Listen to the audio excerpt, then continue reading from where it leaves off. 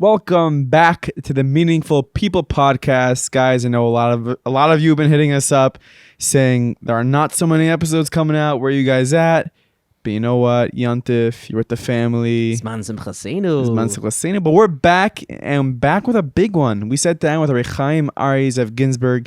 Yeah, you probably davened for his name during the COVID pandemic, but Baruch Hashem, he's doing great, and he was able to sit down with us for a little bit over an hour and discuss so much about his life. Yeah, he's a guest that we clearly would have had on, you know, even if he didn't go through the entire COVID experience. But obviously that was something that we spoke about. But we also, you know, we talked to him about his organization, him and his wife's organization for their daughter that passed away called Ohel Sarala. Mm-hmm. And he's a Rav. He's actually, we didn't talk about him much, but he has a lot of connections with so many Gedolim. He's a very successful businessman. We didn't get into everything with him. This is someone who we're definitely going to have a part 2 with. Yeah. But there's so much in this episode. Yaakov was actually crying throughout most of this episode. I said this. I told this to you. Yeah. I never cried so much during one of our episodes. It was very very emotional episode. So we hope you guys enjoy it. And of course, I miss doing this so much. A big shout out to our friends at AMR Pharmacy. You know who you are, and you all know who they are. AMR Pharmacy, guys, the best pharmacy in the world. You can hit them up at 848-222-1110 or head to their website, AMR Pharm. That's PHARMRX.com. I dream about that website. And yeah, we hope you enjoy this episode. Welcome to the Meaningful People podcast, the podcast where we talk to people who are meaningful. Yeah, that sounds good. It's a great honor and a pleasure to be sitting here with Rabbi Chaim Aryeh of Ginzberg. Thank you for coming in. Chaim, that's not the name you're given by your bris. That's added on, right? That is correct. Pretty recently. Yep. About 6 months ago. And life since then, does that, how's that been? I think most people don't refer to me that, that for that, call me Chaim. They used to call me by my, the name that they know me by for so many years. And my mother is struggling with it. She hasn't accepted that name yet. But if the name gave me any life, I'll take it. Absolutely. And we're going to delve into your experiences with COVID and how you're here today and what that was like. But if you could bring us back for a little, what was your childhood like? Where you're from? And I am a Queens boy. Grew up in Forest Hills. Spent pretty much all my youth there. My father had a shul there, which was connected to Yeshiva Chofetz Chaim, and he gave his life, 65 years of his life he gave to work in Chofetz Chaim. Oh. And he ran the administration, and he did many other things as well. So we were always attached to the yeshiva, and I went to school there, and so people who grew up in Queens have a certain affinity. It was a great place to grow up. And I was there until I was 16 and a half, and then I went to Eretz Yisrael. 16? I went... pretty young. Went pretty young. Troublemaker, is that why? No. It was a troublemaker, but that's not why. I just, I was bored, and I needed time to move on. I finished this. I took an LSAT early, and I... got permission from the yeshiva to go, and I went to learn. So that was, they were okay with that. And I went to Chofetz Chaim in Israel. What a shock. CCJ. What a shock. Yeah, what a shock. So I went there, and in those days when I went, I got there right after Pesach, 1974. So it was a few months after the Yom Kippur War. It was an incredible time to be in Israel. And in Eretz Yisrael, and there were very few options, very few yeshivas for Americans. There was 2 or 3, and this is the place that I was kind of expected to go to, and it was a great experience. I stayed a year and a half. And then I came back. I came back really to go to Chofetz Chaim in Queens and learn by Henrik Leibowitz, who was like my second father, and go to college, get my degree at night. And Queens College? Queens College, yeah. You're full on board Queens and Chofetz Chaim. Getting on even the Brooklyn Battery would give me the shakes. It was and then I went back. I loved Israel and I missed it, so I went back for another year, and then I came back and I continued in Chofetz Chaim Yeshiva, and I was involved in many things. I was very involved in NCSY for a period of time. We traveled all over the country, and was doing different things. Started a few business enterprises on the side that I enjoyed, and but I gave my all in yeshiva, and it progressed, Baruch Hashem, and then I got smicha. I got married to a girl believe it or not, from Brooklyn. but I brought her to Queens. So, right. You're a macabre. And we lived after getting married. We lived, actually, interesting, we got married, we lived in Manhattan for about 10 months. Is that a compromise between Brooklyn and Queens? Well, I'll tell you, it was interesting. It was it was a phenomenal experience. Matter of fact, that's when I became very close to Rabbi Hain. Rabbi Hain that time was a rabbi of a small shul in the Upper East Side on 93rd Street called Chaim.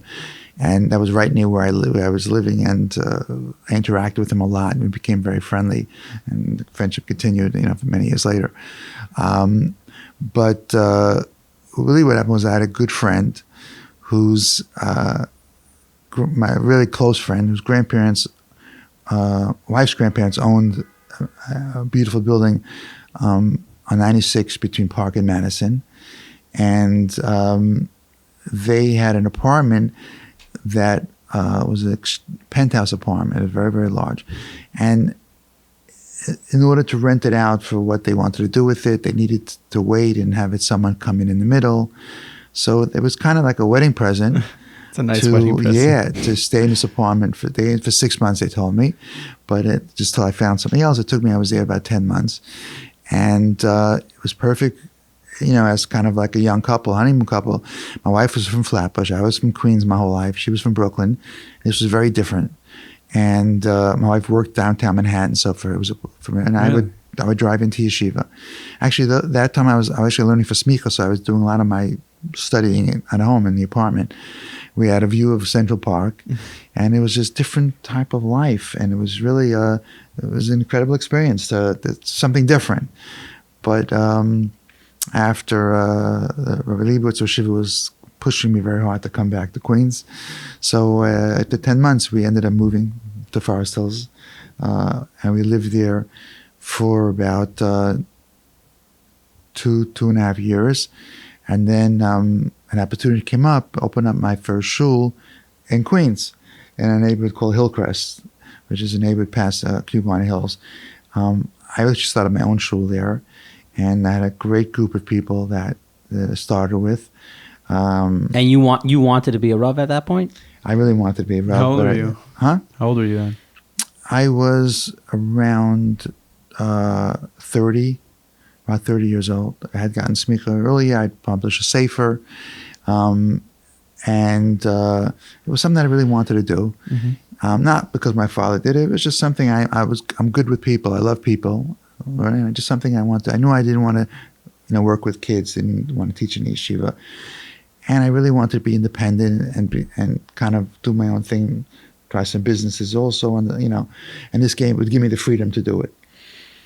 So took a gamble. I opened up my own show with a few good people, 20 families, and it really it grew and it grew, and I was there 14 years, and it was a beautiful time to be there. We had a few children there. We, raised our kids there, and made lifelong friends. But we shared life's experiences with the people that were there, and I still speak to them. Erev Hashanah, most of my day was busy with calls from people from my old community, and really what happened is that Queens was changing. young people weren't moving to Queens. It became, particularly everywhere I was living, Hillcrest became mostly Asian. Yeah. And they were pushing out from Main Street. From Not Asian Jews, just to clarify. Right, I'm going to clarify that. Not Asian Jews, Asian no. name, okay. No. Okay. For that, I probably would have stayed. That would have been interesting. But it was, what held up the community a little bit, Bukharians started moving in a little bit and built a few Bukharian shuls. But they do their own thing. They have their own So shuls. the need wasn't really, you felt wasn't there so much. Right, even though I had my place. And like, I remember my Rosh Hashanah was like, where are you going? Why are you going?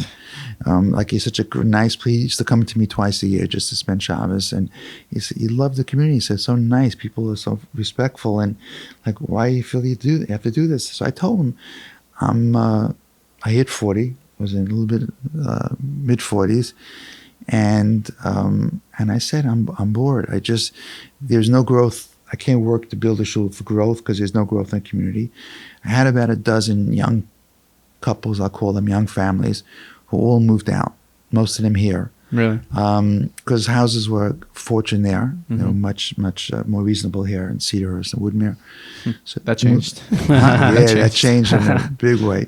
They moved out here, and they started telling me, you have to come out here, you have to come out here. And I had a few rabbi friends here who were pushing me very much to come. And it took a lot of soul searching, and I just said, you know what? I got to do this.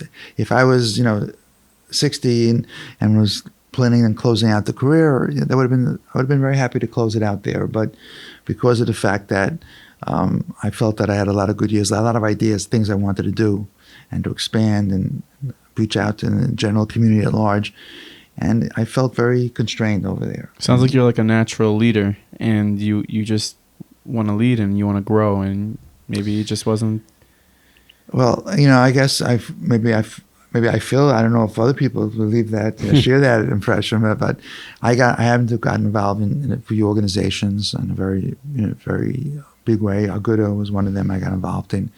And I started traveling nationally, speaking in different locations, conventions, and different cities as scholar residents.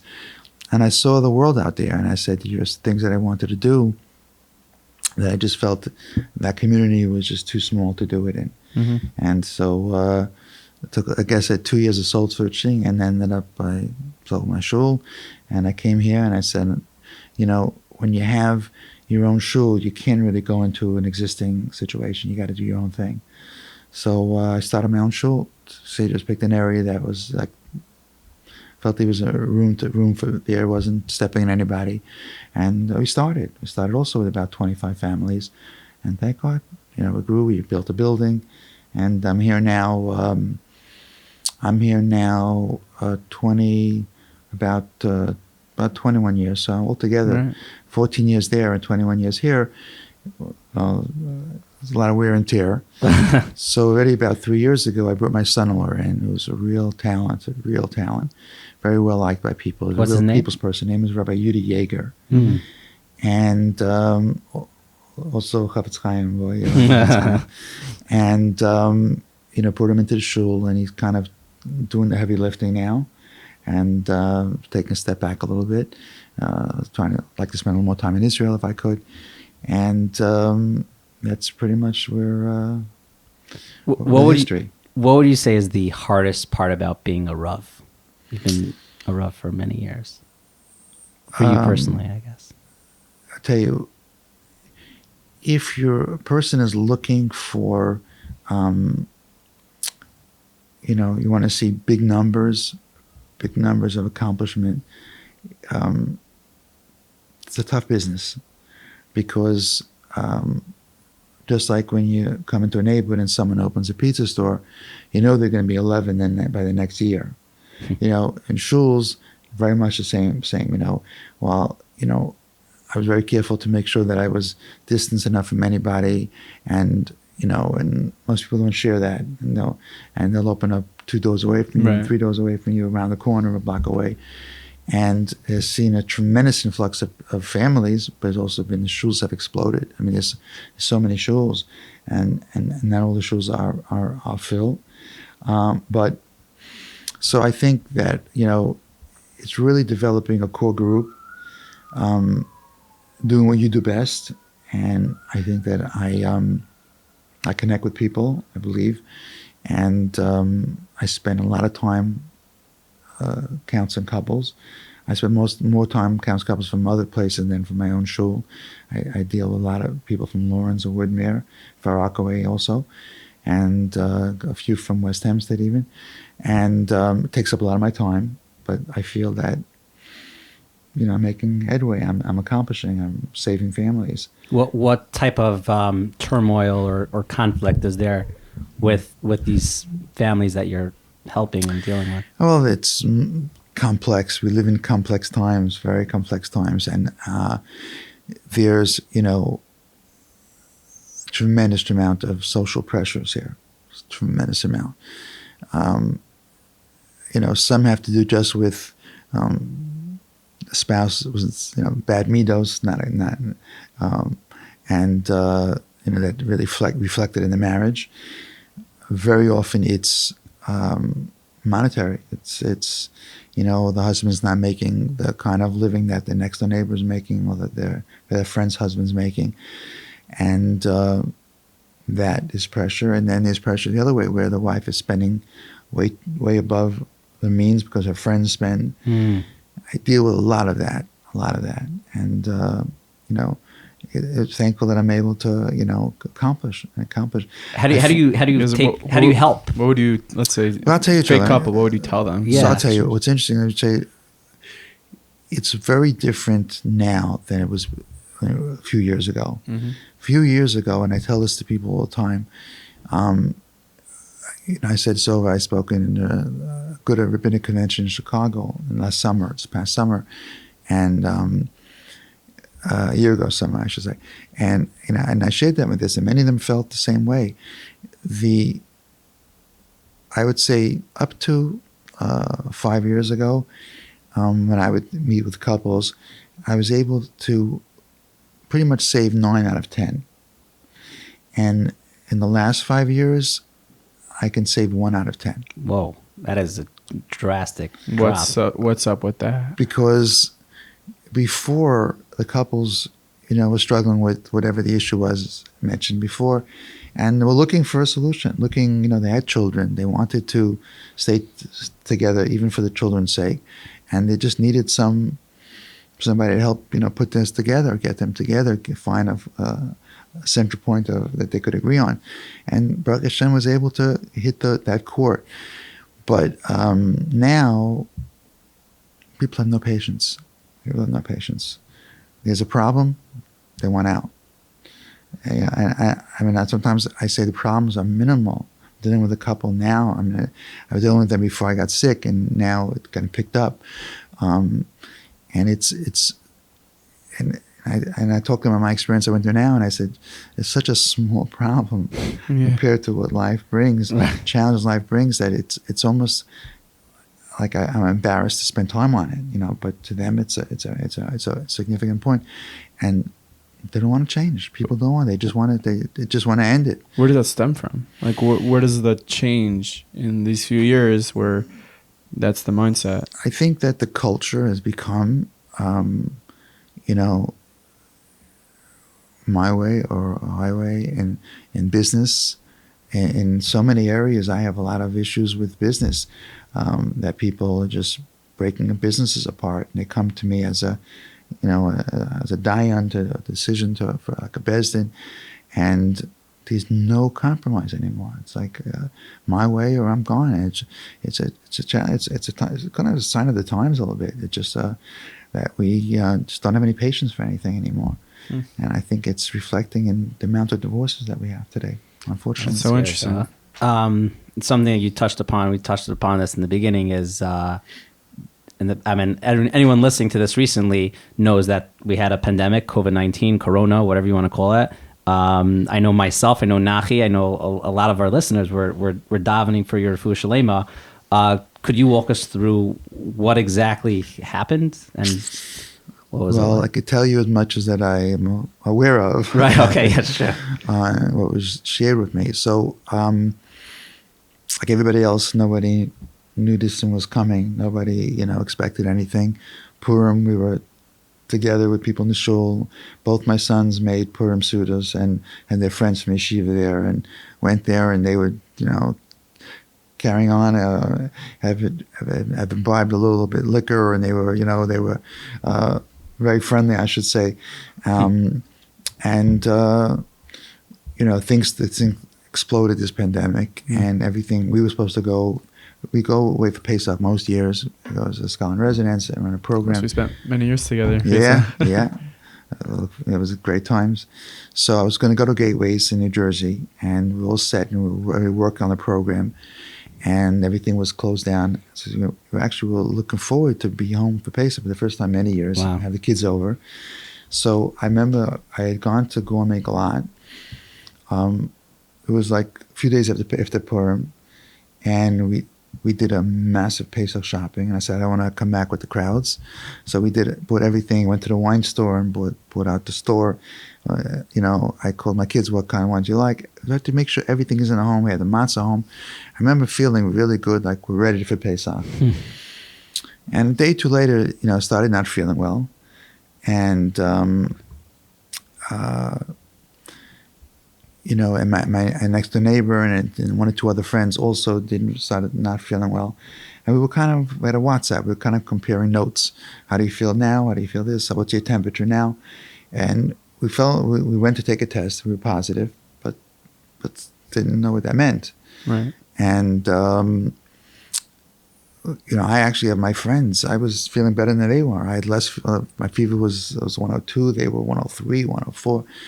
And I called my doctor, and he said, just, be fine. Don't worry about it. Take some Tylenol.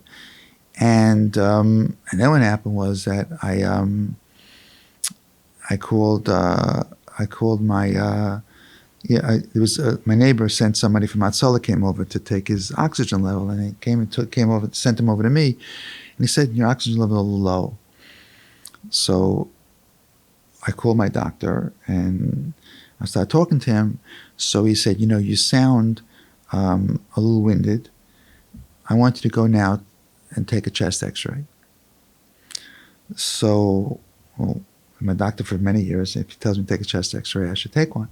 So I called him my friend from Hatzalah, and he says, well, you're going to go North Shore, and LIJ is bursting at the seams. Go to small hospital. And I know the doctor, I'll get you right in. So use a little pull. So he sent out an ambulance for me, and it wasn't an emergency, but just took me to the hospital. And I told my wife, I'll see you in 3-4 hours. I'll be home. I took nothing with me. Literally just went. And I get to the hospital, and as true to his word, he got me right in. And he took me for chest x-ray. And then the doctor came an hour later and said, lungs are fine. Nothing wrong with your lungs. They're clear. But your oxygen level is low. And I want to keep you overnight with an oxygen mask on your face just to get your oxygen level, get some help, and get back up. I said, when can I? Should be able to go home in the morning. So I called my wife. Okay, be home in a few hours later than that. Comes in the morning. He does another chest x-ray. He says, it's still fine. He says, but your oxygen level is dropping a little further. He says, I'm going to give you a bigger mask, a full face mask. I said, okay. And, I wasn't feeling well, but nothing out of the ordinary. Right. So I was there again another day, and I told my wife, bring me some stuff. I didn't even know that no one can get into the hospital. No one could bring me anything. I had no tefillin with me. I had nothing. And I didn't have a charger for my phone. I remember my phone was dying, and I didn't have no one to charge. It was really like, it felt very much alone. Like really, like whatever you hear about, those who were in the hospital felt trapped and felt really alone. I felt like completely alone. And it was later that evening, a nurse walked in and was telling me, if the numbers don't get better by the morning, we're going to have to intubate you. Now, I didn't really know what that meant. I just knew it wasn't good. It wasn't you're going home. It wasn't a good word. Yeah. Uh-oh. I quickly called I texted my doctor. I wrote, I still have a text, OMG. What are they talking about? What does that mean? So he called me up. He said, listen, this doesn't mean anything. You see, you're probably not going to need it. And they speak to the doctor, what your numbers are. And he says, and if sometimes they just do it just to take some pressure off the lung. The last memory that I have, very, very hazy, is the doctors talked to me about intubation. A very hazy, memory of that. And the next thing I know, a doctor is shaking me on my shoulder, saying, calling me Rabbi Ginzberg, Rabbi Ginzberg. I open my eyes, and there's a screen. He had a tablet with my wife and my daughter on the tablet, and they all smiles, and, oh, you're going to be great, you're going to be home soon, Baruch Hashem, you're doing well. So, as far as I knew, this was, a few hours after. That's crazy. That I must have gone to sleep, and a few hours later, I'm okay. And we got to get home because I have Pesach coming. Oh, my gosh. And I only found out later that it was 3 weeks later. Whoa. That is. So now coming off intubation and 3 weeks being in a coma, and all the medicines in your head, you're very confused. And I recognized my wife, my daughter, of course, but I was extremely confused. I actually thought I was in Eretz Yisrael. Whoa. That's I nice. still don't know why. It's so interesting. And the doctor came and said, so they wanted to question me to make sure that you're okay, your head's okay. So he says to me, do you know what's your name? Aryeh Ginzberg. So he said, do you know where you are? I was wrong on that one also, but anyway. He says, you know that yet? I was going to say that, but Right. I waited for you to say it. So I said, Aryeh Ginzberg said, you know where you are? I said, yeah, I'm in Israel. He says, no, you're in a hospital. I said, yeah, I'm in a hospital in Israel. So he takes the thing, he gets the nurse from my wife's phone number. He figured my wife will on the phone, she'll get me, pull me out of it a little bit. So I get on the phone with my wife, and I asked her, when you come, are you at the airport? Are you coming to get me? I want to go home. And my wife said, what? What are you, there was confusion there. And I'm not sure when I realized I wasn't in Israel. I'm not sure that I ever realized that at that point I wasn't. We're in and then I Cedarhurst right spent, now. I'm sorry, what? We're in Cedarhurst right now. Right. So I was 2.5 weeks in what they call the step down. That through this, I don't remember. I remember some of it, not a lot of it. I know that it was an absolutely miserable experience. Nobody had faces. Everybody had masks and outfits. This is still the early days of the pandemic. Every nurse came dressed up in, full with this and face mask. And they didn't spend any time to talk to you. They just ran. They just, ran out. And I remember they brought me, kosher food. And she would say, Ginzberg, kosher, and put it down. And I couldn't even reach the food. It was out of my reach. And it came back a few hours later, took it away, put the next one down. She didn't get the point? No, I didn't really eat in the 2 weeks I was there. I realized a lot of weight. There was no caring for the patient, really. And I'm not blame them. They were just so overwhelmed, scared and overwhelmed. But there's always malachim. There was a firm doctor from Kew Garden Hills, he's a pediatric gastro guy. Has nothing to do with this stuff, but he works out of that hospital. And his wife knew my daughter. They were friends from Queens, and they had offered she could have anything.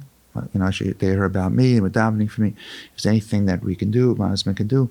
So he became my family's lifeline. Those were the days where, first of all, family couldn't go. And how couldn't you go? You didn't know what was going on. Because they would tell you, oh, we're taking him down for a procedure. Or we're doing a test. Well, how long will it be able to 2-3 hour tests? Will you let me know afterwards? Sure. And nobody would call. And you couldn't get through. It was either got a busy signal or they tell you wait and you were on the phone for hours. You almost never connect with anybody there. And so he became my family's lifeline. They called him, 12 o'clock in the morning, 2 o'clock in the morning, and Shabbos, Yom Tov, whenever they needed to call him.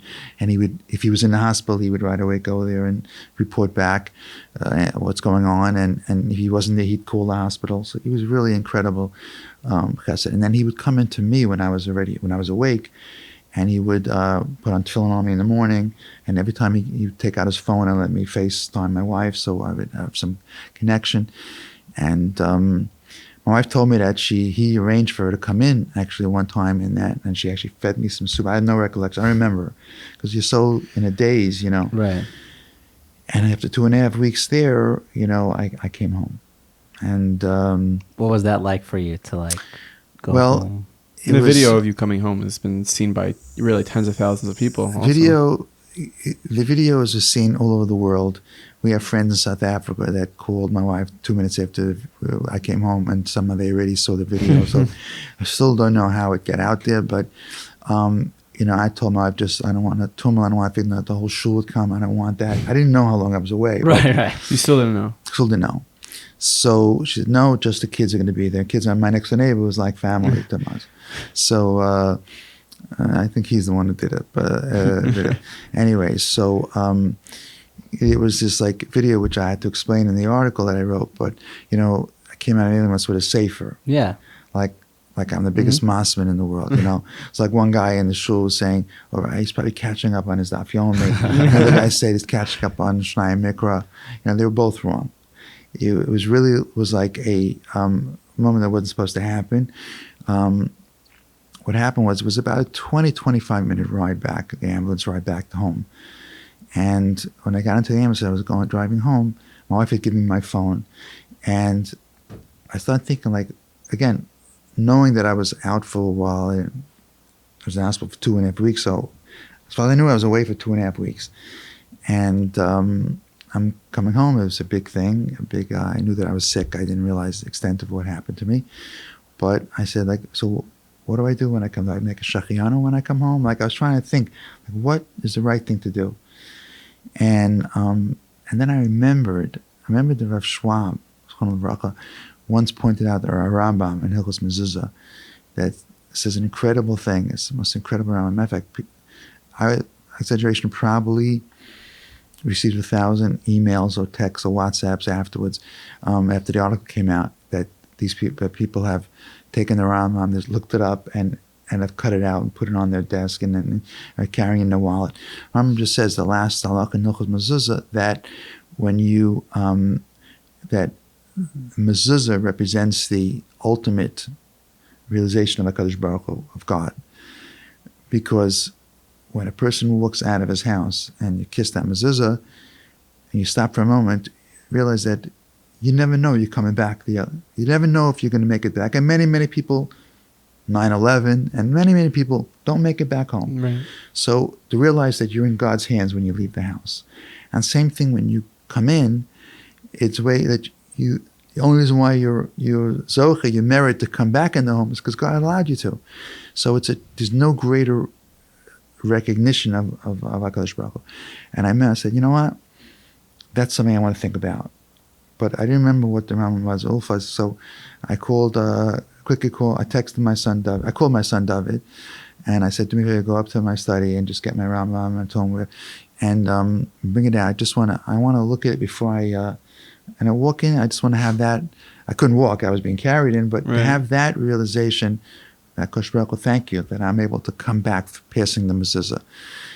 So he gave it to me, and I was looking in the page, and I just looked, and I was starting to look at it, and all of a sudden they just Wheeled you out. Wheeled me out. Paparazzi all around. That's taking amazing, because photos. if you see the video, it just looks like you were learning in the ambulance the entire time, and they're wheeling you to your house. That's what it looks like, but the backstory is crazy. Yeah, it's not so. Everybody, you're learning whatever. And someone actually said, "Yeah, you learn. I wasn't right. You're learning. You should be talking to your family."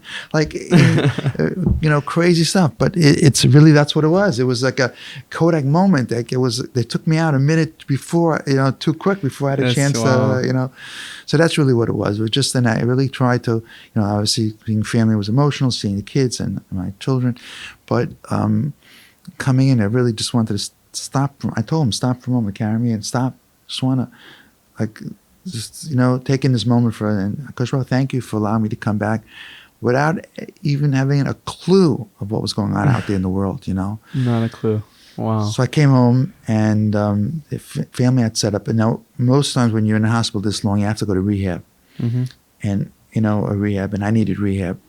But with what was going on out there in rehabs, with Right, the nursing homes. And nursing everything. homes, they were closed, and you didn't know what you're going to pick up, and it was I'm like sure your family wanted you right at home. yeah. So it was the Sure. doctor. My doctor told my family, whatever you can do, bring him home. And then we spoke to somebody. My son-in-law has a cousin who has his own agency, place in Lakewood. And he called him and he said, "Listen, this is my business, is to have rehabs, to do. That's what I do. I'm telling you, bring your father-in-law home. Don't bring him to rehab." So, and I'm blessed that my family was able to do it, and they took care of all. They set up a whole hospital room, and with a lot of equipment, which Baruch Hashem I didn't need. They took a lot of equipment from Eliezer, but I didn't need most of it. Mm-hmm. And they arranged for aides to come in the beginning to help, and therapists to start the next day already on me. So when I came home, they wheeled me in. I went to bed, and about an hour after I came home, my son-in-law and my wife sat down and said, "You just got home. We don't want to overwhelm you. You're already overwhelmed, but we got to tell you some stuff that You're gonna hear you got to from hear. other people. Yeah, You're gonna hear it, and we got to hear it from us." And they started telling me about that I was out for 3 weeks, that how sick I was, that they added a name to me, named Chaim. Rabbi Feinstein recommended a name, and that my wife had gotten a call there at Pesach from the doctor, head of the ICU, that I have 3 hours left. She should come say goodbye to me. And she did. She came to the hospital to say goodbye to me. Whoa. That is how my family went into Yom Tov, into Pesach, with the frame of reference that they just heard that I have 4 hours left. that's My son-in-law didn't tell me this piece, which I found out later, that Erev Pesach, my son-in-law spoke to Rabbi Zon from the Kavra Kadisha, going over the laws of what happens, how I get buried if I'm when something happens on Yom Tov, and they told me that, which is I was like trying to absorb it all, and then they started telling me about all the people that did die. Right. Nobody was Rabbi, I was so close to, but and then other people, names of people that I were friends for years and decades, and I was just. How do you emotionally deal with that? So many aspects of it. The name, for me hearing it, I think the most just, hard thing to really come to grips with is that your family, your wife is told you have 3 hours to come say goodbye. Yeah. It's I don't think that, telling me all this in a row, I don't think, I mean, obviously it impacted, but I don't think I really got it until as a few days later. But they shared pretty much everything. The only thing that they kept from me, I had a partner that was my partner for over 25 years, business relationship, and he went into the hospital 3 days after me. The same thing with COVID-19, and he really was sick, also intubated, but he was out for about 6 weeks, 7 weeks, 6 weeks, 7. About 3 weeks after I came home, 2 weeks or 3 weeks after I came home, he passed away. He was nifter. So I felt bad. I didn't get to see him. Didn't go to Levaya. Couldn't go to the Shloshim even. But it was very painful. And they kept that from me. I did find out about it 2 or 3 days later. Someone told me. But so then, it was after they told me this. Then they, it was late at night, and I should get some rest. I just came home, get some sleep, and I couldn't. Could you sleep? No, you couldn't, right? This was just going through my brain, and I just trying to process it all, and it made no sense. Were you confused? Were you sad? At this point, what was do the main you have feeling? a realization of? I mean, did you know the reality, or you're still a little fuzzy? I mean, I got it. Right. I did get it. And I obviously see it for the laws. Not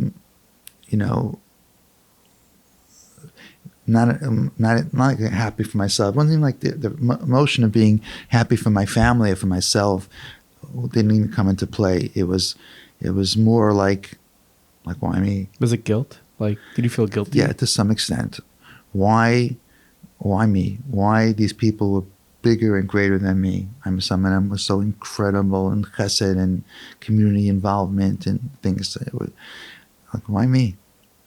No, obviously with a clear head, I would know that there is no such thing. Mishpatecha Tom Rabbi, Hashem's judgment is the depths of the ocean. There's no comprehension. No comprehension. And I know that, but I guess at that moment it didn't register, and I just, why me? And the whole night, I didn't sleep. Slept the whole night, first night home. Why me? And my wife kept on checking on me, and so I wasn't sleeping. And then she came out in the morning. The aide told her that I really was up the entire night. So she asked me what's going on. So I told her, I said, I just can't get by it, can't accept it. Like, why? I mean, an open miracle, and I didn't even really know how open at the time. But Right. So I can't come to grips with it. And she saw that I was really in pain. It shook you. Yeah, I was in pain, a lot of pain. I just couldn't accept it. I don't mean physical pain, but like brain Emotional pain, yeah. Emotional pain. It's almost like the recovery is harder than, for you at least, is harder than B'Shas Ma'aseh. So my wife quickly took my phone. She called up Rabbi Chaim, who were very close friends for decades and decades and decades, and a big admirer of him. And she told him, what's going on. And he said, can I speak to him? And I got on the phone. He was literally crying that he was able to talk to me. And he said he davened his heart out for me, and he just shed tears for me without stop. He was literally crying that he was able to speak to me. And many people had that. Many people I'm close to had that, effect. That they just saw me, they just cry. So people just heard the news after Pesach. They just, if I have one more person tell me that they did not connect their phone back, turn their phone on Matzah Pesach, Matzah Yom Tov, because they didn't want to hear it, I'm going to shoot them. But I literally heard it from hundreds of people. They just said we just couldn't put our phone on, just didn't want to hear. We will get right back to that episode, guys. We're just going to spend a few minutes talking to you about AMR Pharmacy, the best pharmacy in the world, guys. We just spoke to our friends at AMR Pharmacy, and they told us, especially over the past few weeks, they've been getting phone calls from all over the world, people telling them, we know we really can't use you because we live, out of the country or we live in different states, but we're just so happy that you guys partnered with Meaningful People and that you're helping them power their episodes. And you guys sounded like an incredible pharmacy. So if we ever do move to New York, New Jersey, we're definitely going to use you. And our family members, they for sure use you. So they literally have such a great reputation, and that's a hard thing for pharmacies to have. Usually when people talk about pharmacies, they're talking about how unhappy they are or how slow it is. Yeah, it's usually, if you're talking about a pharmacy, you're complaining. Exactly. It's like, I didn't get it on time, I had to wait, they mixed it up, they sent me dog pills. So you know what we're doing, pills, Yaakov? We're making talking about pharmacies great again. Oh gosh. We're making this great. You could talk about pharmacies with a smile on your face, and that's what AMR is doing for this country. And that's why come November 4th, oh gosh, vote AMR. Head to earlyballot.com/AMR Pharmacy. Submit your vote early, vote often. Whew. So I just saw a rant on online. Someone's like, they kill you to vote, but then it's like, who you voting for? Like, oh, I'm voting for A, I'm voting for B. Like, oh, those are the worst choices. Like, what do you want me to do? I don't know. But what I do want to say is I want to read this. It says, this is from AMR. We handle all your medication needs while you rest in the comfort and privacy of your home. It's that simple. It's that simple, guys. They're the place to go. Whether you live in New York, New Jersey, you could give them a call at 848-222-1110. That's right. I memorized their number. Don't ask me to tell you Nachi's number because I do not know it. But I know AMR's number. We all know AMR's number because it's the best pharmacy in the world, guys. Give them a call and just say hi. Just say hi. Just say hi. We love your pharmacy. We love hearing about your pharmacy. And also use them. Free delivery, no cost. And it gets to you even before you need it. I don't know. Do you think they want them calling? And like people are like, hello. It's like, hi, AMR Pharmacy. They're like, hi. What's up? Who told you to call? Meaningful People. Okay, do you need anything? No. Okay, bye. Maybe don't do that. But But give them a call if you have any questions about like the type of medications that you think that maybe they carry, maybe they don't carry. The answer is going to be yes, because they take care of everyone and anyone as long as you are a live. Yeah. Okay, wasn't sure where you're going Wow. with that. I don't know. I was gonna say a human, then I'm like, I don't know. Maybe they have like cat pills. I don't Maybe know. God, who knows? Remember, AMRPharmRx.com. AMR sorry, it's going too fast there. RX.com. vote AMR. Yeah. That's all we got to do, guys. Enjoy the rest. Oh, of wow. this Our words are going terrible. episode. Because we didn't take our word pills. And we get our word pills from AMR Pharmacy. They delivered on time. We just didn't take it yet. Either way, enjoy. 101. I mean, sorry, but going into Pesach, my family's very close with you and your family, and we heard, such terrible things going into Pesach, and it was just, Pesach, I think it was a 3-day yontif this year. Yeah, So really 3 days. everybody is going through this, and everyone knows somebody, but especially, we were, Meaningful Minute was sending out messages, before Shabbosim, and to people taking Shabbos 10 minutes early for Chaim and and it was, turning on the phone after Yontif and just hearing like status quo was in a way positive. Yeah. So Yeah. It's safe to say that you had a better Shavuos than Pesach this year. That's very much so, But so I can't get any little chizuk there, and then as things got a little bit on, and then very much grateful for my that my family was spared. They went through hell and back during those that time, but they my son both my sons were in Queens, and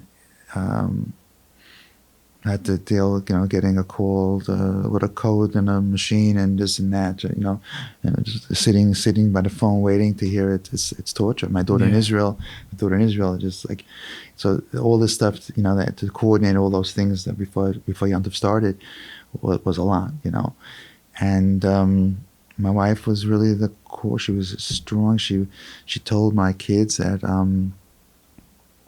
we're going into Yontif. It's a Yontif of Emunah and Bitachon, and we're going to be strong. We're going to go into Yontif with Simcha, and that's going to be a schus for. So they're getting a bit better. And you know what? Yeah, it's incredible.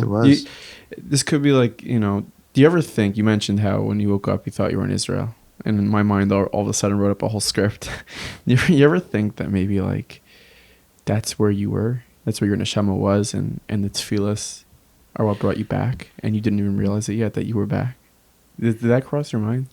Yeah, it did. It sounds like a good movie, but you think like I tell you, sometimes you hear people and people are out. They see things. So right. I had, my married daughter. The minute I walked into the house, I was carried into the house. She came over to me. I think I was home maybe, I don't think I was home 5 minutes, and she asked me if I saw, Sarala, that was my youngest daughter, Mm-hmm. if I saw her. My wife wanted to know that as well, and I said no. Mm-hmm. And my sister-in-law, my wife lost her mother the Pesach before. She died on Pesach, first day Pesach. So my sister wanted to know if I saw her mother, because Pesach was a year. And my sister, unfortunately, lost her husband, who wasn't really not well for many years. But in Queens, she passed away Hanukkah time or so. I'm not sure exactly when. And Before the pandemic. yeah, before the pandemic started. So everyone was asking you if you... So yeah, did I see him, And, sometimes you almost want to say yes just to give some, but I have no recollection of anything that time. It's that's the truth. No recollection of what, Could Israel have been connected I think we could stick with the story. I think it sounds really cool, no? Yeah, it sounds cool. That's when for the book sure. comes out, that's what we're going to go with. So I know this is a very heavy topic, and there's a lighter topic I want to talk to you about. You have many experiences with tons of really amazing gedolim, and we'll get there. But in between, I do want to talk to you about your daughter Sarala, who passed away. How long ago did she pass away? This year, the end of November, is going to be 5 years. 5 years. She was 17 years old. What was that entire experience like? When she passed away, and obviously for the time afterwards, all you could think of is the pain, but an incredible, intense pain, incredible. But as a matter of fact, I should share with you, like, someone in my shul lost their 3-year-old son about 2 years before that, a year and a half, 2 years before that. And they were in an incredible amount of pain, and I'm very close to them. I was there with them when they heard what happened, and I was before the Levaya. I took them to see him, and I was there. I did the Levaya, and I did burial, and I was every day of Shiva. I was in their house at least 2-3 times a day, and then I did the shloshim for them. And at the first year yard site, the father got up. He's not a speaker. He's a very quiet person. He got up and he said that, I just want to thank Rabbi Ginzberg. And I'm telling you this only because for the second part of the story. I just want to thank Rabbi Ginzberg because we wouldn't be standing here today if not for him. He held us up. I kept us alive. He kept us up, and we'll never be able to thank him. And that was what the person said.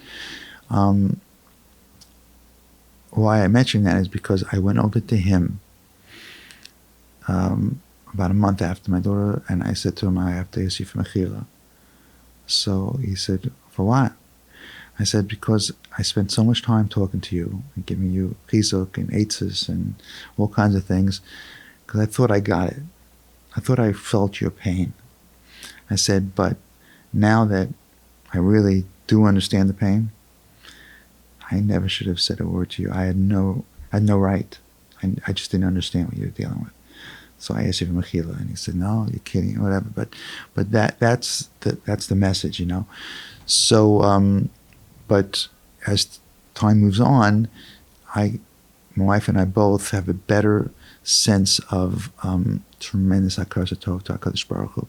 He did a miracle for us, and did a miracle for us for 17 years. And by all medical, opinions out there, she should not have had 17 years. She should have had 2 weeks.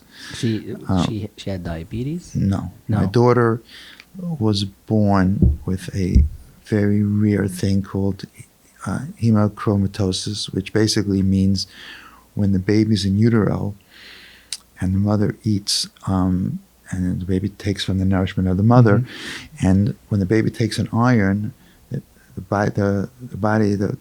waist of the baby takes out the iron.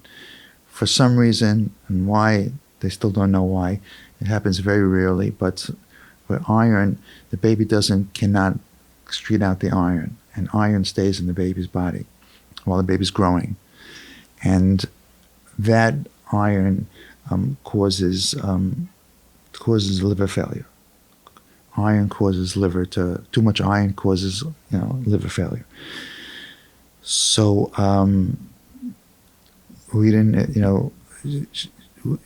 when she was born, everything seemed to be fine, and she was in a regular nursery. Through the mistake of a nurse, literally a mistake, a baby coughed twice. Babies don't cough. Baby coughed twice. And that's a sign there's something with the lungs or whatever. So she took our daughter and she put her in the PICU, in the NICU, Right. to watch for observation. It wasn't my daughter that coughed. There was a baby next to it that coughed. It wasn't even my daughter. But that allowed them to look Closer. Once you go to a NICU, they look at everything. And they saw that certain blood numbers were not right, and they couldn't figure out what it was because some blood numbers are good. It doesn't. This disease doesn't show itself like liver failure. It shows just some enzymes are not right, but most of the liver numbers were fine. So the doctor he just had no idea what was going on, and he said something's not right, something right. So our pediatrician said bring the baby home. It's okay, and it was. Get no clarity from there. And after like a week and a half in the hospital, about a week and a half, a doctor came over to us and said that I'm going to ask you something, and you can easily say no. There's a certain test you can do. It's like a certain type of CAT scan. I want to, because they tried everything. They couldn't figure out what was going on. He says, 3 years ago, there was a baby here that died. And no one understood why the baby died. The baby was a healthy baby. In the autopsy, we found out something, and I feel that I missed it, and I feel like I let this family down. I don't want to be responsible again. And this was not going, like, it wasn't bordering on the case. It wasn't even taking care of my daughter. And he says, there's something. I said, what? I don't want to discuss it. I just want to do, it's a test that has no effect on the baby. It doesn't hurt the baby or whatever. I just want to rule something out. And I said, fine. I did the test on the baby, and it takes results, takes a few hours. It was a Friday. Now, I had not been home the Shabbos before. I had small kids at home. Shabbos, I was away. So we said, okay, I've got to get home. And so I went home Friday, an hour before Shabbos, half an hour before Shabbos. I left. And they said they were going to call me later in the next 2-3 hours. They would call me and tell me what the results of the test were. And the doctor who was telling me this was the doctor who took care of the NICU. Says, it's just like a waste of time. There's nothing. We're not going to find anything. And then they called me up and they said they found this thing. And they explained to me what it is. The liver was damaged. And they can't handle this. This is LIJ. There's one doctor that's the biggest in the country in this. He's a Jewish fellow, Mount Sinai, Manhattan. They're transferring the baby over to Mount Sinai in the next 10 minutes. I said, I'm coming right now. No, we're not waiting for you. We can't wait. Go straight to Mount Sinai. So I called up a friend of mine that I grew up with, one of my oldest, closest friends who's a doctor. He does breast imaging. That's what he does. He's very famous in that. But I just needed someone to talk the language to me. So I called him up and I said, I need your help. He says, I'll meet you in the hospital now. So I quickly went to the hospital in Mount Sinai. He met me. He was already there when I got there. And we went into the thing and we sat down with this doctor who is now Dr. Schneider, who's going to handle the case. And he explained to us what this is, and he explained that it eats away at the liver, and it's such a rare thing. So my friend asked a question that I didn't know to ask: what's the fatality rate? What's the rate of being able to save someone? Survival. He said there is none. Well, he says, what do you mean there is none? He says, you understand, babies are born. There is no sign. Unless you start doing blood work. You don't do blood work on regular babies. This baby did blood work because it was kind of almost like a mistake. wow. And they found it. Usually you don't find it. And then the baby just dies in the crib. And you were there when he said that? I was with him. I was in the room, yeah. He says babies usually die, at home. Babies go in there, and they die. And so, they draw it up as SIDS or something. SIDS and that, unless they do an autopsy and they'll see the liver damage. Yeah. If it would be a firm person, you wouldn't do it. So it would be, like I said, SIDS or something. So he said, what do you need? He says, what's the treatment? He says, so we have no documentation of babies being saved from this disease because we never get it in time. By the time they come to us, the liver is so damaged. He says, baby needs a liver transplant. You can't repair a liver. So how are you going to get a liver transplant for a baby? He says, well, for a newborn. For a baby, you need a child. It doesn't have to be a newborn. And you need just literally a less than a fingernail size. But we have to have a match. And there's no way to hold the deterioration back. My estimate, we'll give some medication to slow it up. My thing would be 2 to 3 days. That's what he told us. And your family is good for, proving doctors wrong. So, doctor wasn't wrong. Doctor was right. That's what it was. But 48 hours later, they found a match. Wow. There was an accident and a 5-year-old child. The family gave the body to, so they had a liver, and it was a match, which by itself is a miracle, And so my daughter, Allah Shalom, was the youngest liver patient transplant patient in the country at the time, 12 and a half days old. Wow. And it was like a 10, 12-hour surgery. I can remember like it happened today, sitting in that. I didn't want anybody. My wife was still recuperating from giving birth. Mm-hmm. And my kids were small and she had to be home. And I didn't want anybody there. My brother-in-law came. I sent him home. I just needed to deal with this. And I said to him, and I fell asleep. And I woke up. I said, "More to him." And until the doctor came out and said that surgery was successful. And he said, "But the baby's going to be probably in the hospital for 6 months." The baby was 30 days old when we took her home. Wow. There wasn't one complication. It was everything like that. Now, but as you know, with any transplant, it could be an adult, a child, you have to have anti-rejection. You always have to be concerned. You take Right. medication. So she was always watched by doctors in a clinic, and she was on medication her whole life, her whole young life. She'd take blood work every 2-3 months to see how the numbers are fine. And the doctor told us at the time also that the clinic, liver clinic in Mount Sinai, she was going to be in and out of hospitals, for the first few years. My daughter did not go back to the hospital until she was in first grade. And the reason she went back was she was exposed to her girl next to her in BBY had chickenpox, which she's not supposed to get because she was on. And so they brought her in for 2 days and there was nothing and they sent her home. She had a great, great life. I mean, it was, my daughter was, Allah Shalom was the life of the party. She was an athletic. There was nothing she didn't do. She did everything.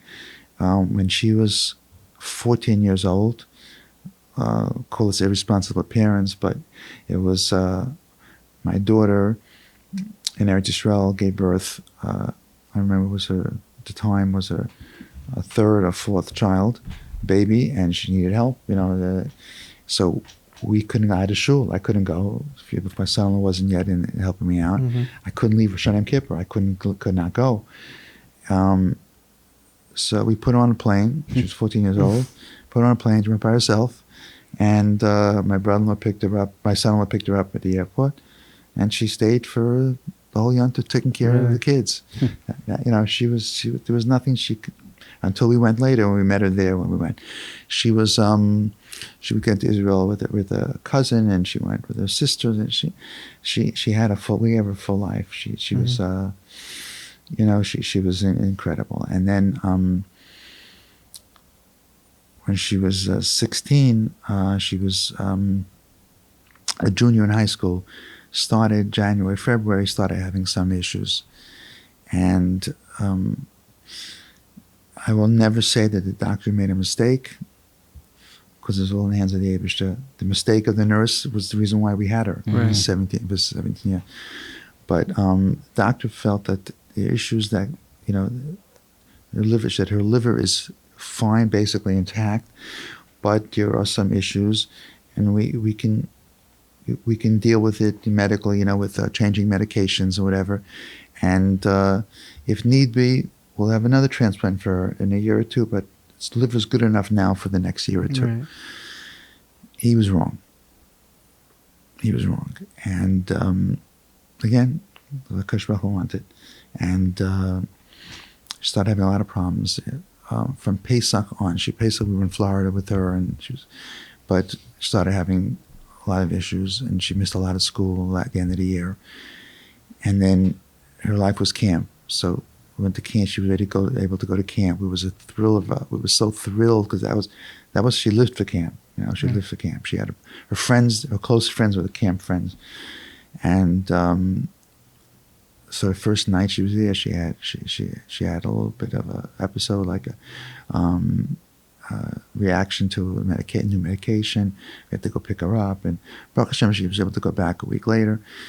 But we knew that we were in trouble, and we did a lot of research, whatever, and we found that the top doctor in the world, surely in the country, is in Colombia, and he doesn't take new patients. He only takes babies. So we used every pull in the world, and he said he would take her. And we had arranged to actually go on the first day Chol Hamoed Sukkos. We had an appointment with him, this guy, to meet her and to assess her, and we were going to switch. We didn't tell that fellow we were switching yet from Mount Sinai. This was her doctor for most of her life, for her whole life. An Israeli fella. We were going to switch to Colombia, but we were going to first meet him and see. That was the plan, but it didn't work out that way. It was the second day Sukkos, a day before we were supposed to go meet the doctor, and I was in shul, and she wasn't feeling well. She really wasn't doing well, but very weak and very yellow, and so I was in shul, and I was about to start Shemon Esrei. And my son woke up late. My son Moshe was by him as he woke up late. So my wife said to him, tell Abba to come home. So she just can't take, as I'm literally walking the 3 steps for Shemon Esrei, it was in Sukkos and Shul, with Esrei, and he says, Mommy said you should come home. And I quickly threw off my talis and I ran home. And my wife, when I got home, my wife already had the ambulance on its way. And we had called this new doctor. We were on our way to Colombia. And when we got there, he didn't want to take her as a patient. He said, she's too sick. I'm not dealing with it. It was, but we prevailed upon him, and he said, okay. So she went in already very, very sick. And by that time, she was too sick for a transplant, to even be considered for transplant. Mm-hmm. And the goal was that he would be able to get her back strong enough that she should be able to. And we never dreamed we would be in that position. We figured we'll get there. She was a miracle child the whole time, So we spent 8 weeks in the hospital, and I wrote an article. That was the most famous article I wrote about what's to spend Sukkos Torah in Colombia, in ICU, what that was like. And it was machazik many, many people. To this day, it's machazik people. Mm-hmm. And she never came home. She lived 8 weeks in the hospital, and she was in Cedarhurst. And she was in Cedarhurst at a time that my son Moshe was getting married. So it was that week, the next day? We got up from Shiva Tuesday morning, and the wedding was Wednesday night. What was that transition? We weren't gonna, we thought about postponing it, and because the Carlos family was great. Whatever you want to do is whatever you need to do. But we live our lives based on Gedolei Torah, So both Rav Chaim Kanievsky and Rav David Feinstein said you absolutely cannot postpone the wedding, and you go in with simcha and you do what you got to do, and we did what we had to do. We gave him an incredibly beautiful wedding. And we did Sheva Brachos. She was buried in Israel. I didn't even take her to burial, because if I would have taken her for burial, you would have missed the wedding. No, I would have gotten up the morning of the chasana, right. An extra day, and that I just couldn't deal with that. So I had my son-in-law from Israel, and my brother-in-law took care of that. So the day after Sheva Brachos ended, my wife and I went to Israel. We went. And you guys really, most of our listeners, I'm sure, are familiar with this organization that you spearheaded, Ohel Sarala. And could you tell us about it for the few that don't know much about it? Yeah. So I'll tell you, it's incredible. I'll just tell you, jump ahead for 1 minute. I think we started this after Sukkos. After Sukkos now will be 4 years. I think the number is about 1,300 engagements, marriages, and about 600 babies born. Wow. So this 4 years. This organization, which is a project of Bonei Olam, ultimately you have couples who are trying to have children are davening for singles, and the singles are davening for the couples who are wanting to have children. So I'll tell you how it started. We wanted to do something for, obviously, to perpetuate a memory. You want to dedicate a building. I don't want to do that. Right. Even though I'm actually building, it's going to be ready soon. I'm going to show you a picture of that. I'm building a shul in Har Zaytim, in the community Ma'ale Zaytim. Your parents were at the groundbreaking? At the at the groundbreaking of the shul when that was. So I'll show you a picture of it in a few minutes. Anyway, so that it's going to be named for her. Based against the Ohel Sarala. But anyway, we wanted to do something. So I told my wife what to do. I said, I want to do something. I've always been very involved in Shidduchim. I've been involved with Shidduchim for years. I said, I want to do something for Shidduchim. So my wife asked me, like, why? She was a 7-year-old girl. Like, what does it have to do for her? So I said, because she wasn't zocheh to have, because Baruch Hu Hashkach Al Yonah, she wasn't zocheh to have her own, get married, have her own children, her own family. So we can facilitate babies being born in Klal Yisrael on her name. Those will be her children. Those will be her family. So how to do it right? I said to my wife, I'm doing this long enough. I've counseled a lot of people. If we're going to rush into something and just say, let's do this, it's not going to happen. It's going to fall apart. Especially something so complex. Yeah, you'll stop it in a week, in 2 weeks. I hear so many people, they jump into something and they raise money for it, and then it doesn't continue. Flops, I said, we'll find the right thing. And it was a few months ago, my wife kept on asking me, I said, Hashem will send us the right thing. And then it was the summertime. And I go up for the weekends to the country. I usually go up Thursday evening. And so we were there. My son wanted to go up. And there was a girl in the community, an older single girl, and she had an older single sister, broke and got married. But they were hitting 40 years old. And they're Yisomos also, so that whenever they call with anything, I drop everything and I answer their questions, whatever. So they call me up to me, they want to come talk to me, they can't, it's important, and they want to come Thursday evening. I said, my wife will kill me, But anyway, that was the time to come, and they wanted to come. And so I told my wife, they come first, and we'll go later, or whatever, Friday. So they came, and she came with a friend, and basically what they did was these girls machazik each other. Once a month, they have like a Shabbaton in one of their homes, and they have like a group of girls between 36 and 45, and they can have 24 of them. It breaks your heart. I mean, wonderful. Each one of them, your son should marry. They're great. Just for some reason, and they got together. So they got together that week at their house, this girl's house, and one of the girls brought up is that she went and she froze her eggs.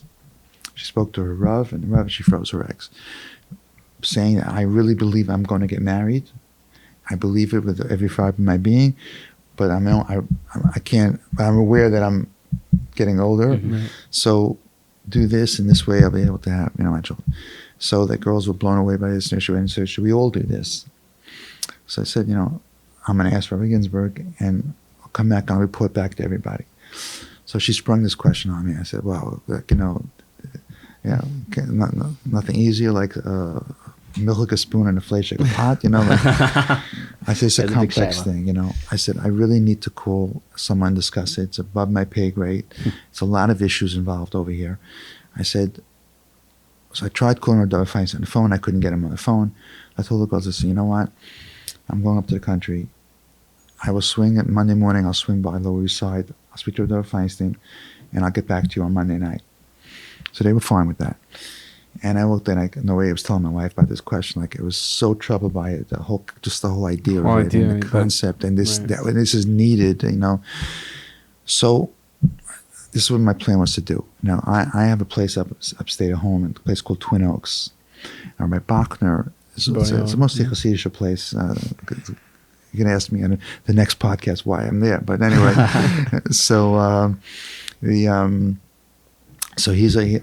a place there. And it didn't have much to do with him personally. It was just we were there. So Shabbos morning, I was after davening. It was a beautiful weather. I was taking a walk with my wife in the place. And then I bumped into Shlomo and his wife.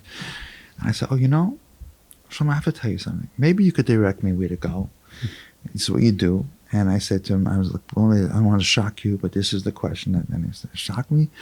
We have 1,000 Hasidic girls that do that froze their eggs by us. I mean, this is something that's done as a routine. And I didn't know.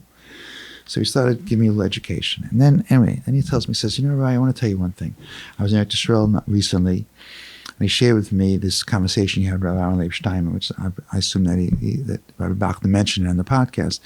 But it's an incredible conversation. you know. And I don't know if you want me to mention what he said. Sure. Yeah, sure. It was just, it's a brief thing, but it just, I was like, wow, when I heard this. So I'm very close to Rosh Hashanah, and I valued him so much. So anything I heard from him, but this was, often with him, it was like the simplicity of his idea made it so beautiful. So he said that he was very close to Rav Shlomo because he helped Rav Shlomo's own family with some infertility issues. So he came in to see him. He was in Eretz Yisrael, came to see him, and he sees him. He says, "Oh, Rav Shlomo," he said in Yiddish, "There's zwei Sachen los mir nicht schlafen. There are two things don't let me sleep." And this is Aaron Steinman, but all of Klai was on his head. Like, what two things? 200 things on your head, you know? Right. So he said, like, what two things are you talking about? So he says that older girls are not getting married, so many singles girls around, and so many couples can't have children, are struggling to have children. These two things don't let me sleep. And he's quiet for a moment. He closes his eyes, and then he says, you know, really, these two things, they one solves the other. Hand in hand. Hand in hand. I said, what do you mean? He said, it's a pasuk. And he says, when Sarah said to Avram, I want you to marry Hagar, the pasuk says, maybe that I will build from it. Now, we learned this in 3rd grade, and Rav Stein says, what do you mean I will build? You will build. I'm not going to build. I'm left out. What do you mean I will build? So she's saying that if I'm going to mizaka you to have a child, then I'm going to be zoka to have a child, because like the and I'm going to have a child. So he says, if the singles would help facilitate the opportunity for the couples to have children, then they in turn will have children. You can't have children not getting married in our world, so they will be zoka to get married. They will solve each other's problems. He just told Rabbi that thing. Rabbi wanted to share this with me. It entered my neshama.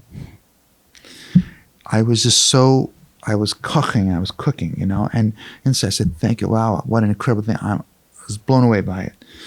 And then we left, it was Sikh Shabbos, went back, and I'm sitting there going, I told my wife, we got it. This is what we're doing. I called Rabbi Bachner, the second Shabbos ended. He says, well, where are you? Making Havdalah? Make Havdalah and come to my unit. We got to talk. And I came to my unit and I said, Rabbi Bachner, we're starting a thing called Ohel Sarala. Let's figure out how we're going to do this. We're going to work with that. They should work with each other. And we started talking about a system, how to do it.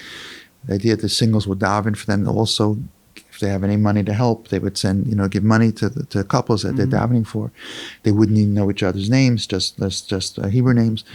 And we'll give it a shot. And I told my wife, if 3 engagements, marriages, 3 babies are born from this thing, it's worth all the effort. And we started it took us a while to figure out in the computer system how to do it, how to connect people, and how to reach out, how to publicize it. And we started reaching out. And today, there's a lot of advertising because they look to raise funds, but the truth is that it sells itself. We have people calling couple after couple. I've spoken about this in Toronto, Montreal, South Africa. We were supposed to go pre-COVID, before getting sick, to LA, to Manchester, England, and to Chicago. As we had arranged ready to go to have another. We went to Toronto. We had a few hundred girls. In Baltimore, we had 1,000 people. And we had the entire South African from community in Johannesburg that came. All the women that came, and it's just they started in Johannesburg. They started in Ohel Sarala. They already have, I think, 15 babies born. Wow. We were there 2 years ago. For those just in South Africa. Just in South Africa. But the numbers together, and that's not even, the numbers that we talk about as official Boni Olam's numbers that we have, that's not even including all the offshoot things that have started. Baltimore started their own, similar like Ohel Sarala, even though they're Ohel Sarala. What are the numbers for Ohel Sarala? Ohel Sarala, I think now is we hit just about 1,300 marriages, 1,300 engagements, and about 600 babies born. Wow. It'll be 4 years after Sukkot. We kicked it off after Sukkot. Your daughter has a lot of kids, and it's a lot of schusim, and a lot of people said to me that you're back today because so small these babies born, and maybe. For those listening that want to get involved, want to see more about Ohel Sarala, where is there a website for them to go to? There's a website. Go on ohelsarala.org, and it gives you the whole thing about the organization, about how to sign up. And it's not just for women, for men. We have a lot of older boys that sign up, or their mothers are signing up. The boys, good mother, or the grandmothers, and a lot of the boys have signed up, and girl, and they're getting and the stories. It's just incredible how they connect with each other. We're no longer blown away by it because it's like almost routine. But we get a situation where a girl gets engaged, and the day she gets engaged, and the day that she gets engaged, a couple finds out that they're expecting. And then we have couples that get married the day that they get married. The couples, they want to daven under the chuppah, and we send them a message. They're on their way to the wedding, and they get an email that the couple just had a baby. That's incredible. And we had a situation with Five Towns couple. It was just what happened was that the girl was davening for this couple, and she was notified the couple was expecting. And she got engaged, and right after she got engaged, she requested, it was the first time. Now we get a lot of those, but it was the first one. She would like to invite the couple to her wedding. She feels that the only reason why she's 27 years old, nothing happened for years. She didn't have a date for 2 years. That also was like this couple's philos got her this her chassan. She wants to invite them. So we said, listen, we keep identity secret, so you don't mind that they know your name, but they may not want you to know their name. So you could send us. My wife said, send me the invitation. We'll forward it to them. They can do what they want. So they sent back. We'd be honored to come. We would love to come. Tell them we will come. So it was maybe 3 months later. My wife comes down. She gets an email in the morning. Please tell the Kala that we are so sorry that we were not able to come. We wanted very much to come to this chasana, but she should know the reason why. My wife went to work. She takes a train to work. She fainted in the train station, and she was taken by Atzol to the hospital, and we found out that she's pregnant. Wow. That's the only reason why we weren't able to be at the wedding. Anyway, this is just an incredible story. So what happened was they had a baby boy, and they invited this couple to be the kfata at their son's bris. And the end of the story is that this Kala and Chasa Kala, a few months later than that, had a baby of her own, and the couple was her kfata for her child. It'd be Wow. incredible if they get married. The kids, that's Is it a boy and girl? No, it's a boy kfata. I hope it's not a then. boy. yeah. They'll be best friends. They'll be best friends. They'll start yeshiva together. This is really. I mean, I think we're gonna have to have you back on. Yeah, because we want to delve There's so into much more to talk to you about. all but- your experience with Gedalim, but we are running out of time. Yeah. So we do want to end off with a few classical questions that we like to ask our guests. The first one is, do you have a favorite mitzvah? Whoa. Favorite mitzvah. That's a tough one, It is. Yaakov wrote it himself. A favorite mitzvah.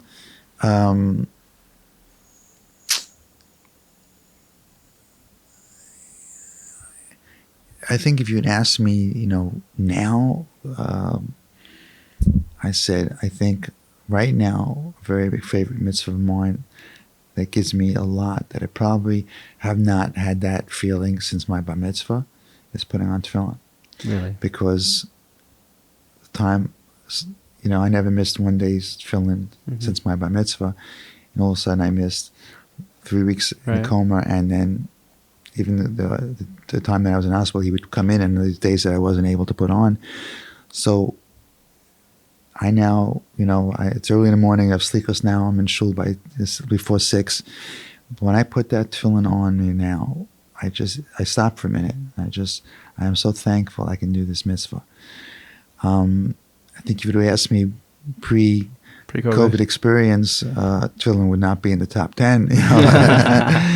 But that would be something that would be. And I guess if it'd be, you would ask me before that would be mitzvahs yishur Eretz Yisrael. Building up Eretz Yisrael. Just moving quick because we're limited on time. Obviously, is if you could sit down with somebody from history, someone who's no longer alive, for 1 hour, who would it be? The Chazon Ish. Oh, that was quick. I think that just broke a record. That was like boom, Chazon Ish. Chazon Ish. What would you talk to him about? I have not only learned a lot of his things, but I have read everything about him. I've heard from Chaim Kanievsky so many incredible things about him that I just feel that the generation, the world didn't know this man, and I'd love to be in his presence. I'd love to be in his presence.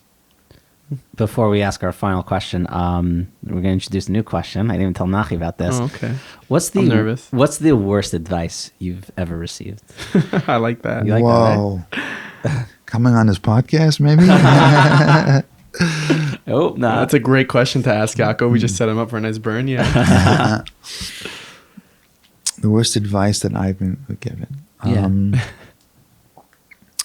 I've been given some, bad suggestions in business pursuits, recommendations that were not, just didn't work. And in hindsight, I knew it didn't work. And I guess in life itself is that, my Rosh Yeshiva was such a wise man. And I don't mean in learning, of course he was, and in Musar, but in just practical everyday life. And I grew up in his knees, and, I learned so much from him. And advice he gives me on certain, dealing with people, Balabatim, family, other things, and it's always in my head. And there are times that I don't follow that advice, and I guess on the flip side, I regret it. He always told me that if you had... So it was good advice, just it was so I remember not good reception. No, I give an example. Somebody, there was a situation where somebody had caused a lot of people a lot of pain. And I really deserved to be,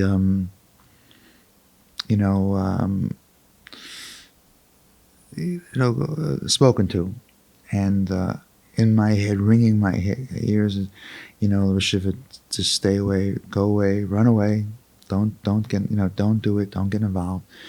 And somebody was, who I respect very much, you have to do it, you're Aryeh, you're responsible, no one could do it like you should do it. And I did. And it did not go well. And there were a lot of ramifications from that. And it was just bad advice. Not listen to your Rabbi is bad advice. Right. As we finish off, I know you mentioned before there's not really anything one can say, but for someone who lost a family member, a child, a parent, a sibling, what message could you give to them? What type of chizuk, if any? I have one thing that I tell everybody, and I put in frame of reference of the Aron. There in Aron, the Aron HaKodesh, which was the holiest thing in the Beis HaMikdash, where the Shekhinah's voice came from, had in it two things. Had in it the Aron and had in it the Luchos and the Shivri Luchos. They were pieces that Moshe broke.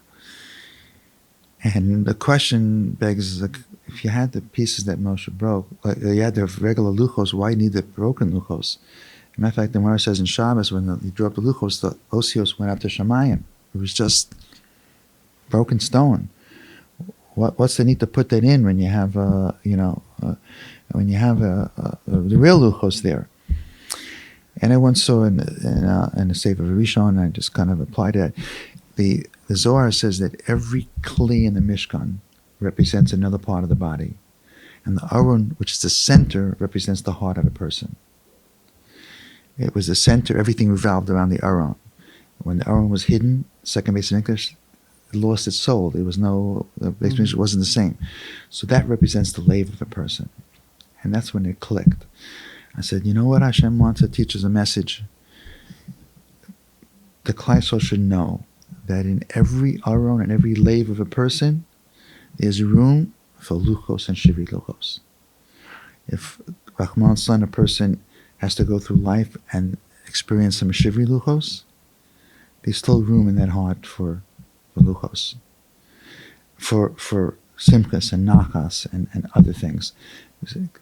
Just an example, there was a terrible car accident a few years ago in the summer, and 2 girls lost their lives.